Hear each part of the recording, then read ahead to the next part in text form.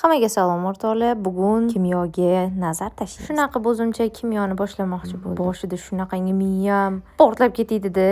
Umuman tushunmadim desam bo'ladi. Menimcha 3 marta urinib ko'rdim. Keyin qarasam tushunishni boshladim. Masalan, bosim gaz zarachalarini idish devorida urilishi natijasida yuzaga keladi. Urilishli soni qanchalik ko'p bo'lsa, bosim ham shunchalik yuqori bo'ladi. Xo'sh, hayotiy misol aytamiz. Cho'g'imga choy qo'ydik. Ozginadan keyin qaynash natijasida gaz zarachalari idish devoriga urilib, cho'g'imni qopqog'ini ko'taradi. Mana shu bosimliklar. Zo'rligini qaranglar. Temperatura, ya'ni harorat. Harorat bu Zarrachalar harakati tufayli yuzaga keladi. Zarrachalar harakati qanchalik yuqori bo'lsa, harorat ham shunchalik yuqori bo'ladi. Bunga misol qilib, ikkita kaftimizni birlashtiramiz va uni ishqalaymiz. Natijada qo'limiz qizivyapti. Oddiy harakat tufayli harorat oshyapti, qizivyapti. Xo'p, endi zichlik ma'lum hajm birligida moddani egallagan massasi hisoblanar. Misol qilib aytadigan bo'lsak, 1 litr bankaga 1 litr suv qo'ydik. Ya'ni 1 kilo suv 1 litr bankani to'ldirdi. Lekin tosh yoki qum solsak, u og'irroq. Nega?